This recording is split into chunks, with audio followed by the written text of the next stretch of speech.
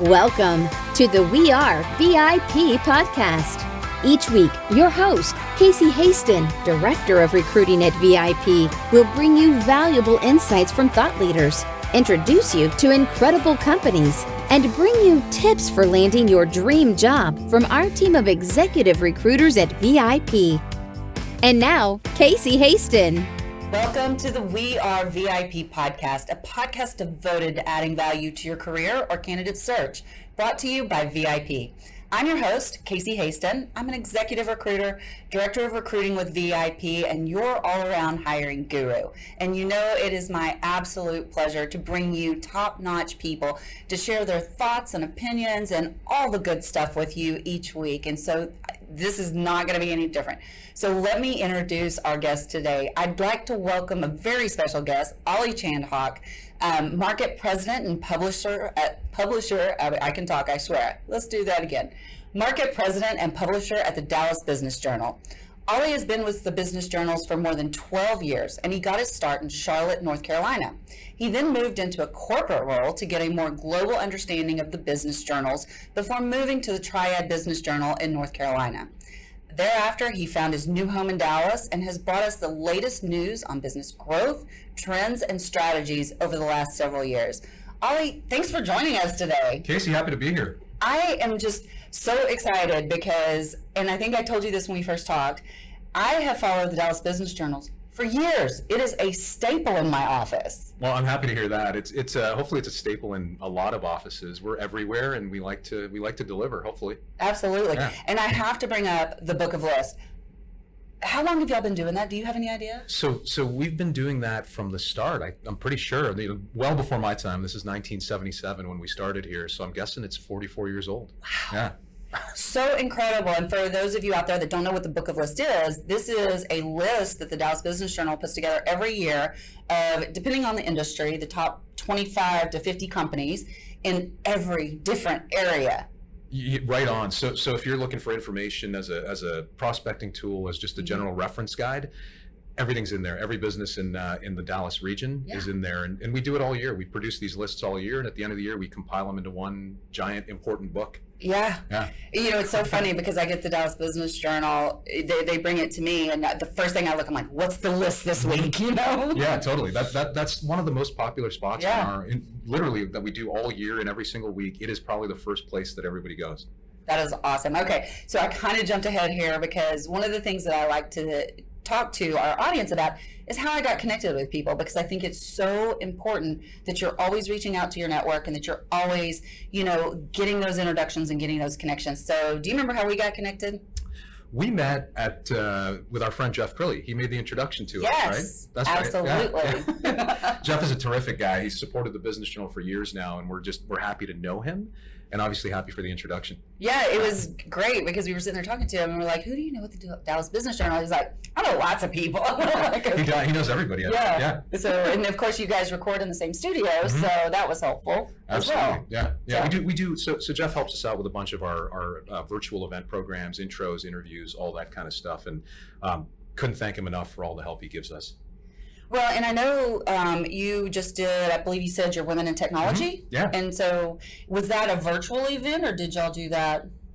It was virtual, but that's the whole world we're in now, right? We've pivoted, I hate that word, but we transitioned to this whole virtual, almost like a television broadcast. No more hotel ballroom, and we do these live broadcasts via TV studio. We'll go back at some point, but I think some of the things we've learned over the last year, we're going to take those little pieces, the interviews, the video recordings, we'll weave those into our live in-person programs at some point, and we'll start again. We'll figure out how to do that very effectively as well, and I think that's just around the corner. I hope so.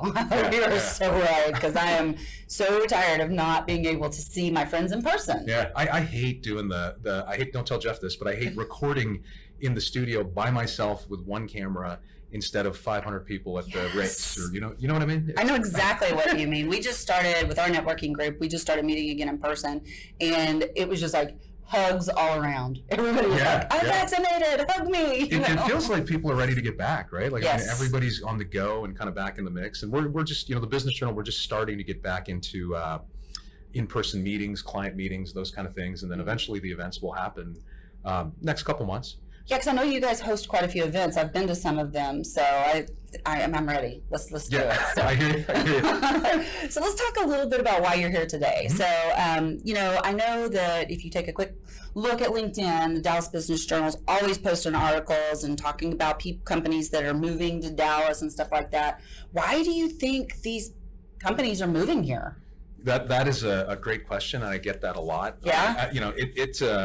It's there's many reasons, right? And I'm one of the folks that moved here. I moved here 2.5 years ago. Yeah. From North Carolina, so different transition, but you hear the standard answers. You hear about tax policy and really a predictable regulatory environment. There's not a lot of surprises on the regulatory front. I think the most important part of why these companies are transitioning here is talent. I mean, it always goes back to talent, right? The workforce, your ability to hire and recruit people is so important, as you know this very well. And what DFW has is what the talent wants is a good quality of life, right? Live, work, play, and we have that here, right? It's less commute times. It's that's kind of tapering off a little bit. It's getting worse. We have good places to live, nice restaurants, all of those amenities that talent wants. And so the companies come along because they know they can recruit here and find a strong workforce. And I can't many other reasons, but that to me is probably the top reason I get when we talk to executives out there. Interesting. Do you find that these companies reach out to you before they make the decision to move to Dallas? Do you feel like you're having a little bit of an impact on that? So we have an impact. We're trying to have an impact. So we've created some things on our website around economic development, different platforms for the economic developers, the cities around here, to deliver their message, to like showcase their region almost. So we're trying to help. On the news front, we hear about it. We hear about these relocations a couple weeks in advance, but all of it is embargoed. So until we're told we can publish, we don't publish. So we do know a little bit about it, but really the economic developers of the world, the DRC, all the different chambers and EDCs, those are the folks that are making it happen. And here we have a terrific group of those folks. They obviously do a really good job. Exactly. So, with so many companies moving to Dallas, how can they do it in a way that makes an impact in the community and attracts a buzz, so that people want to go work for them? Yeah, that's the key question, right? Once they get here, they do their due diligence before they get here, but when they do, one of the things I think they realize is this community is, you have to be involved, you have to be plugged in, you have to be somewhat charitable and somewhat just involved in the nonprofit community, and I think that's the way to do it. I have a really good example, actually. My friends at PNC Bank, they made a move into the market several years ago, and really their focus has been just to support different nonprofits, and really education is their top priority. And so they're starting to grow. Their business is growing very quickly. They're opening up new solution centers and new retail locations. And I think they've done it just really by making a name for themselves in the community with the nonprofits and the charitable organizations that they're involved in. So they're one example, but I think to do it well, you have to get plugged in outside of just your general day-to-day business activities. And I think so too. And I think back to when Toyota came and the buzz that they created. What do you think that was about? Well, they're huge. I mean, Toyota brings with it, I think they were before me. So I've done some reading just to kind of learn about them. I got to know a couple of their executives.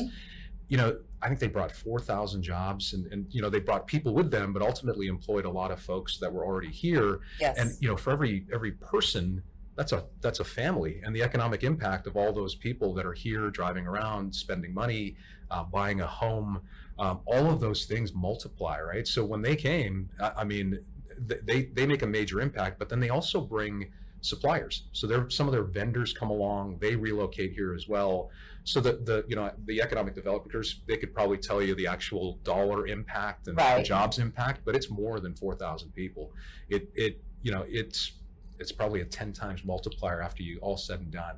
And just living in that area, I kind of live near there. Yeah. It's changed that whole area, right? Like it's hard to get around. Yeah. It's definitely grown. Yeah. And I won't tell you, but when I was in high school, I'm going to go ahead and tell you. I played just last year, right? Just last year.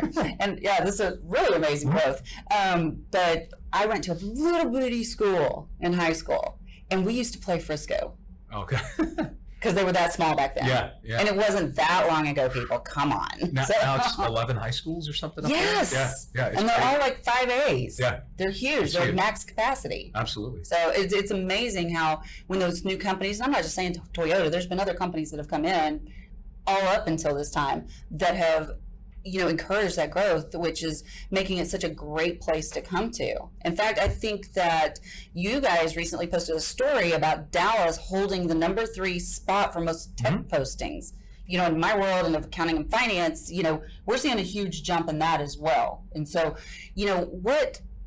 how do you think this will help the DFW area's economic recovery? Do you think it's going to speed it up? I think, I talked to our editor-in-chief quite a bit, Jeff, and we've talked a lot about how we're going to emerge from the pandemic and all the fallout from that. He feels strongly that we're going to emerge faster than any other major metro. And part of it is that. I mean, there are a multitude of job openings out there already, and companies continue to come our way, right? So it's almost like on the flip side, we've got to feed that workforce and that talent pipeline to make sure that we can support these companies. They bring people with them, but we also have to create the talent as well, right? So I mean, I think Dallas-Fort Worth in general is going to do very well. We just have to continue to feed that pipeline, the talent pipeline. Absolutely, and I think. How do we do that? Let's talk about that. How do we feed that talent pipeline? Well, we have a terrific set of colleges and universities around here. Dallas College is terrific. They've really kind of revamped recently and starting to make it a bigger name for themselves. They've already been a major contributor to the workforce here. You have all the big schools. You got UNT, TCU, SMU. You got UT Dallas, a major tech talent producer. All of these schools are providing talent, right? And so. To go back to what I said earlier about live, work, play, we want to keep that talent, right? So a graduate at UT Dallas, do they want to live in Dallas or do they want to move somewhere else, right? I think we're doing a great job of retaining that talent here. So I mean, I think that whole the academia folks have to continue to produce the talent, but then we as business people have to figure out how to keep them here. And I think we're doing a good job, but we'll see. I mean, we'll see if we can support all of these corporate relocations. Yeah, so that's so interesting because I'm, again, going back to my world, I'm a recruiter. And so I get called all the time, particularly, not going to call out any state, but California, people wanting to relocate to Dallas. And one of the things that I'll tell them is a lot of times my clients won't offer any kind of relo assistance. And they're like, we don't care. We just want to get to Texas. And it's been really interesting how that number has spiked, especially since the pandemic. Right. I saw, actually looked up some statistics around this. There's I think it's John Boyd. He's like a site selector type guy. His math tells us that for a company to move from California to Texas specifically, they save 20%, and 20% of all of their profits, of their margin, whatever you want to call it. I mean, it's across the board, and it comes in the form of commercial real estate. The office space is cheaper. Comes in the form of taxes, of course. There's a significant tax savings. The payroll is lower, quite frankly. It's a little bit of, you don't have to pay as much here than you do to somebody sitting in San Francisco. There's all of these reasons that actually add up for a big major employer to consider Texas. And then one of the things I said earlier, we're in a predictable regulatory environment. So you don't expect things to change year upon year. There's not a lot of crazy things that are about to happen. So it's a little bit easier to do business here, just cost-wise. And then you take that even further, the employees themselves, no personal income tax, right? Less commute times, a lot of cool spaces here. Frisco is the next sports city or something like that. There are all of these selling points that make it very attractive. And again, I'm not going to call out any city. We've got business journals in California, so they're my friends. But it's definitely easier to do business here.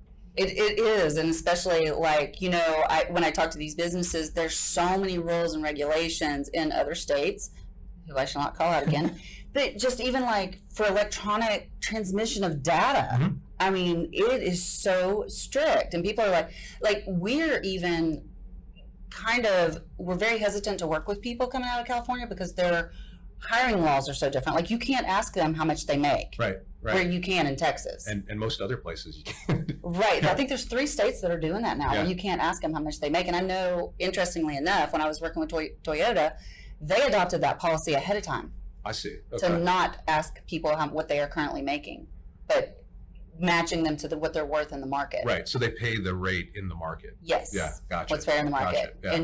And a lot of times, and I'm not sure if you know this, but where this comes into play is that, if you tell me you're making 60,000 and you want to make 100,000, I'm going to be like, good luck. Right. Even if you're worth that in the market. Sure. Because employers are going to say, okay, 60,000, 10% raise, we're all good. Right. Even if you should be making 100. Right. Our going rate is our going rate here in Texas, and it hasn't quite caught up to the coastal markets. Quite frankly, it's not just California, but even some of the East Coast cities are difficult or they're prohibitive because of their costs. Yes. The New Yorks of the world, DC, Philadelphia, they're expensive. They are, and that's another good reason to move to Texas. Cost of living. I don't disagree. So Plano and Frisco, we just talked about them. They're really the new hot spots for corporate headquarters, but we're also seeing growth in McKinney and Allen. And I don't know if you've gone north on 75 past McKinney lately. Yeah. It never ends. Wow. There's a Buc-ee's out there now. I know. It's crazy. It's pretty awesome. Yeah. So what do you think's driving this growth? So not to sound like a suck up or anything, but we have a really strong set of economic developers here. So in Allen, Dan Bowman and his team, they're very, very intentional about what they do. So for example, I use Dan for example. They recruit companies. They're trying to recruit companies that are focused on technology. And so Dan has built almost like this northern tech hub north of Dallas, right? And McKinney is doing similar things in that they're very intentional about the type of companies that they recruit. So there's almost like this critical mass of companies that stick together. And so they do it very smart. And then you think about, I'm going to go to a different geography, but think about Irving. Mm-hmm. Irving tags itself as the headquarters of headquarters. And it's definitely that, right? I don't know how many they have, but like all the big headquarters are in Irving. That's who they recruit. That's who they're comfortable with. And that's who wants to be together. And so these economic developers are very savvy and they're very smart about it. But, to go back to your question, living there, I live right there. I live on the McKinney-Frisco line. It's easy to live there. I mean, there's a lot. I'm going to go back to that whole live, work, play. I've got a lot of entertainment options. Yeah. Cost of living is the cost of a home. It's starting to skyrocket, but it didn't 2 years ago, right? So it's relatively affordable compared to some of the coastal markets again. So, the people go there, the talent goes there, and it's attractive to an employer to plop their big factory off 75 in McKinney because they know there's a lot of talent right around there. So there's multiple reasons, and it's going to continue. I don't see that changing anytime soon.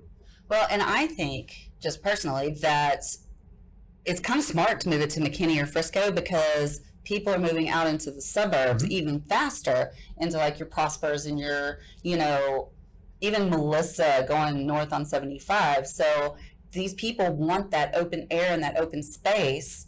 And the houses are still a little bit cheaper out that way. Right. That's because you're going to have to commute if you work anywhere downtown, right? Which is no fun. But going back to the economic development committees, I was actually privileged to serve on one at one time with, I wasn't doing the economic stuff, okay? I was on the board committee. Yeah. Yes, I was on the board representing the city. But it was just like amazing the amount of work that goes into discovering who you need to bring in. Yeah. What needs to come in, where they need to go. And this was for, the little town of Addison. It's 4.5 square miles, I can't imagine doing this for Frisco or Allen or Dallas. Yeah. I heard that, I'm friends with Dale at the Dallas Regional Chamber, Dale Petrosky, and he told us that his pipeline for potential prospects, like companies looking in, is now larger than it was before the pandemic. And so the pandemic, for whatever it did, but it accelerated the potential for all of these corporate relocations. I think it made people more mobile and companies more mobile, right? Where it's, why do I have to live here? We all kind of learned how to work remote. We learned how to do Zoom calls and Teams calls and all that stuff. So there's a lot of our consideration shifted back to quality of life versus the quality of like the efficiency in your office. You can do it from home. So why do we have to live in a certain, very dense urban office market where we can live in Melissa, Exactly. Yeah. And that brings up my next question because, a lot of our companies are still remote, but we work with a lot of our clients. But we are starting to see a little bit of movement to people going back in the office, but we're also seeing that hybrid role, right? Yeah. So what do you think that holds for the future as far? That's the $1 million question, right? Like everybody, we ask that of people, and I get all kinds of different answers. I honestly don't know. I think, I think if you want to retain your talent, because all of these companies are going to offer some sort of work remote or hybrid, you have to as well. Or if my team, if I told them they had to be in the office Monday to Friday, 9 to 5, I think I would lose some people because they could go other places where they can work from home Monday and Friday, So I think we have to employ some sort of a hybrid work schedule. I think there is huge value in having people together in the office at least once or twice a week. But certain, and I think it depends on the industry of the company, but also the individual roles within the company. I know for us, our salespeople don't really need to come in the office. They can be in there one day a week for a meeting, and then they go on their client meetings. Our reporters are on the road quite a bit, and they can meet once a week and go on the road. But the rest of our staff, our operations folks, designers, those kind of people, we probably need them in the office, right? So it depends on the role, and it depends on the industry. I mean, people like certain jobs, I guess, is what I'm getting at. They've got to be there physically. Right, your assemblers, your manufacturers, people like that. They have to be there. Right? Yes, absolutely. Yeah, for us, a lot of the professional services folks too, lawyers, attorneys, accountants, they can work remote. Absolutely. And it's interesting that you say that about you're going to lose, like you might lose people if you told them that you had to be in the office Monday through Friday, because prior to the pandemic in recruiting, people would say, I want a job that's 100% remote. And I'm like, I'm not going to be your best resource. Yeah. Now I'm like, are you willing to go on site? And I have people that are wanting 100% remote work, and they're going to find it. Yeah. Because it's out there. And we found that we are just as productive, if not more so, working from home than we are in the office. But I do agree with you that I think we need to have those times where, yes, have that hybrid, but bring us together, because we need people. We're social animals. You're right on. In fact, we're interviewing for a couple spots right now, and I find myself asking that same question. Are you okay with going into the office? Because it's a consideration. It completely flip-flopped. Yeah, it did. Yeah. And really, the candidates that I'm working with, they've got the power, because accounting and finance is, we lost momentum, but I think that was just out of fear at the beginning. We didn't lose it for as long as some of the other industries did. Right. Once everything started opening back up, we were moving again. We're I would say we're probably just as busy as we were pre-pandemic.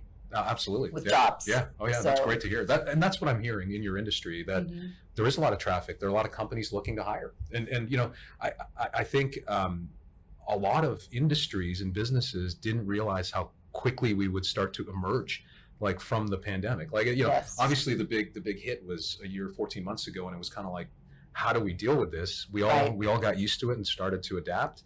But now it's kind of like, I think even myself, I thought that we would get to a finish line and then we just flip the switch and we go back into the office. Exactly. And I'm realizing now that it's just as hard to transition back into the office. There are all of these things that we have to think about. I have to look at my office space and like, do we space people out? Do we put up plexi? Do we put all these things that I've never thought of that before, It's crazy. I never shopped for hand sanitizer. It was just there. Yeah.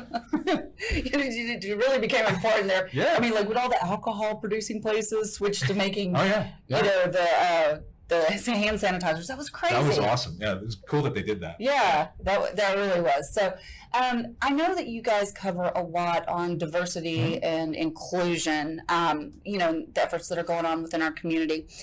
Are you guys seeing a growth in diversity in the area? Yeah, I mean, we have a long ways to go. Yeah. But yes, there's more consideration given to hiring practices around diversity.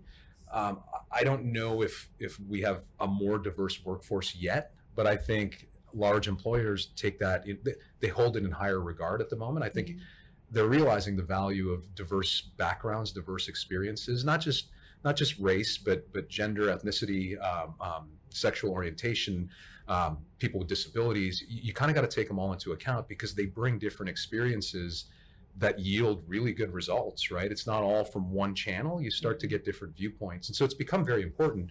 We started, we have 44 business journals across the country. Here in Dallas, this is the middle of 2019, we launched a diversity and inclusion beat, even before the events of 2020. And one of our reporters was assigned to that beat, and that's all she covered. And just using Dallas as an example, we discovered that we really didn't do a good job of covering the southern part of Dallas because, we cover big business and we cover middle market, and we thought we were doing a good job. When Taylor Tompkins, who's now she's moving up in our world, she took over that beat and she uncovered all kinds of news that was happening with businesses that we hadn't covered before in the southern part of Dallas. So it brought us, selfishly, we got really good sourcing, really good content that was great for our readers. And so we benefited from really opening up our eyes to diversity. So, I can tell you from experience, every business out there should take a really elevated stance on looking at diversity and inclusion, for sure. It certainly seems to be the buzzword now. Yeah. And in my networking groups, there's a lot of people that I meet that's all they do is help companies with, bringing that in and recognizing it and making it a point to have it a part of their company. So I think that you're right on that we've got a long ways to go, but I think we're on the right track when it comes to that, for sure. I think so. And, I haven't traveled nobody's traveled a lot in the last little while. I have. Don't tell anyone. Oh, well, lucky you. I think it's got to be different in different cities. Certain places are probably more open to the experiencing diversity and just like employing people from diverse backgrounds. I think it's different where you go. Again, I'm getting ready to travel and see what it's like, but here in Dallas, we've got a ways to go, but we're on the right track. Like you said, we're doing all the right things to get there. So being with the Dallas Business Journal, it's your job to have your pulse on the community. What's really exciting you about the future right now? Man, like business-wise, I mean, we just talked about it. It's all of these corporate relocations. You sometimes hear some of the natives, the folks that have been here forever, they grumble a little bit because traffic's going to get crazy and all of those things. But these companies and these people that are coming to town, they bring a lot of positives with them. I mean, they bring a lot of, obviously, tax revenue. those are the easy things. Our home prices are going up, which is good and bad. Again, brings a whole set of unique perspectives, and it makes the city itself a very multicultural place, a very interesting place, just to not just to do business, but also just to live and get to know people. I'm excited for the city because my kids are going to grow up here. They're 12 and 14, so we still have tabs on where they go and all that kind of stuff. But when they get to 16, 17, 18 years old, I like the fact that they're going to grow up here versus a place that doesn't have a lot of diversity and there's not a lot of options and it's got walls around it.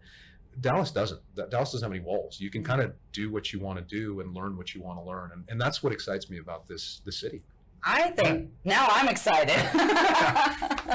Oh my goodness. This has been a great conversation and it has flown by.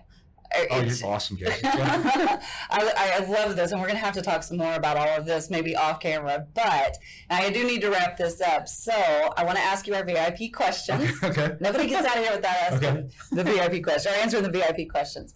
So my first question is, if you were chosen to be one of the first colonists on Mars, what 3 things or people would you take with you? Oh, man. So it's probably boring, and if I didn't say this and my wife saw this, she'd be pretty upset. But I would, I got to say the 3 people are my wife and 2 kids.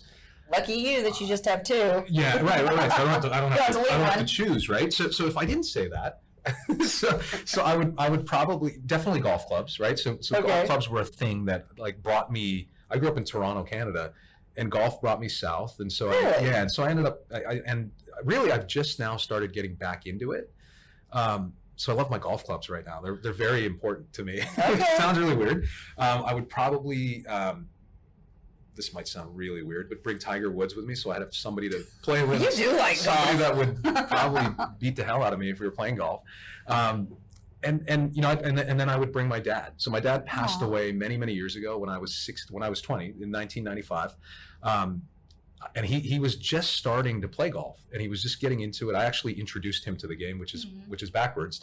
I would love to see him now, but I would love to see if he's improved at all at golf. And then we could kind of hang out together with Tiger Woods and see if he could help him out, I'm going to have to make a note to myself. He likes golf. Yeah, a little bit. I didn't for a very long time, but it's starting to come back slowly. There you go. Yeah. This is, I think, my favorite question of all. I like all the questions, but this is my favorite one because it tells me so much about you. What is one thing you do each morning to set your day up for success? So very routine. I wake up. In fact, so my alarm's set for 5:30. I never sleep that long. This is terrible, but I wake up in the 4 o'clock hour usually, just automatically. It sucks. It just happens, right? But I go to the gym every morning, so I wake up 5:30ish. I'll get up and go, and I'm in there probably 6 to 7 o'clock, and then I come back, and everybody's kind of starting the day. When I don't do that, I feel terrible. Like I just can't get going all day, and I don't do anything. You can tell I don't do anything special, but I just go and do a little bit of cardio, lift some weights, and socialize with some people. And see, that's what I would go for, socializing. That's really it. I mean, it's just light, but it wakes me up. That is awesome. That's awesome. That's actually, I don't know if you've read The Miracle Morning or not. Have you read that book? No, I haven't. So that's when the one was flashing up, and I said that was one of my favorites. Okay. And I'm wearing a T-shirt. So that's part of what he says makes people successful is when they have exercise as part of their morning routine. Awesome. It's one of the things. We'll talk about I can't do it without it. I can't go without it. Yeah. I can. But I'll get up and I'll walk the stairs a few times. That ought to count for something. There you go. Yeah, that's something, right? Okay, so my final question. If your life's work was being summarized in a news article, what would the headline be? Oh, man, that's a tough one. If my life, I would life's work. I would honestly go to. It would be something like a legacy besides business. And the reason I say that is, I don't know how to say this. I take pride in relationships and people saying, Ollie, you're a good guy, those kind of things. I get a lot of, Ollie, that's great. Your career's path has been great. You're the publisher of the Business Journal, and congrats, and that's nice and all that. And people know me from that, and partly from the 40,000 emails we send out every day. So yes, the job is great, and I enjoy the career, and I enjoy serving the community with news and information. But ultimately, what I really enjoy is when people say, hey, you know what, he's actually a good guy. And so that legacy has to be beyond business. It has to be the relationships and the people. And for me, that's what I care about. Honestly, the business part takes care of itself, honestly. Well, I can tell you with complete honesty, whenever I told our producer, Trey, and other people up here that you were my guest today, they're like, oh, he's such a good guy. That's awesome. So that's awesome. You win. Yeah, I'm on the right track, I guess, right? You are. How do people find you in the Dallas Business Journal? How do they connect with you? Easy to find, dallasbusinessjournal.com. If you want to get our newsletter, it's a free newsletter. It keeps you informed. Dallas Biz Update, B-I-Z, update. And to find me, social media is the easiest. I'm very easy to find. Type my name in. My name is not Mike Smith, so it's easy because it looks different. Type in Ollie C, and I'll come up on Instagram, Twitter, LinkedIn. I'm on there quite a bit. So awesome. Yeah, easy to find. Awesome. Yeah. Well, I just have one more thing to say to you. Yeah, Casey. You are a VIP. Awesome. Thank you, Casey. I appreciate that. You too. And that's a wrap for today. Join us next week here on the We Are VIP podcast. We'd love to know how we can help you be a VIP. To find out more, log on to wearevip.com.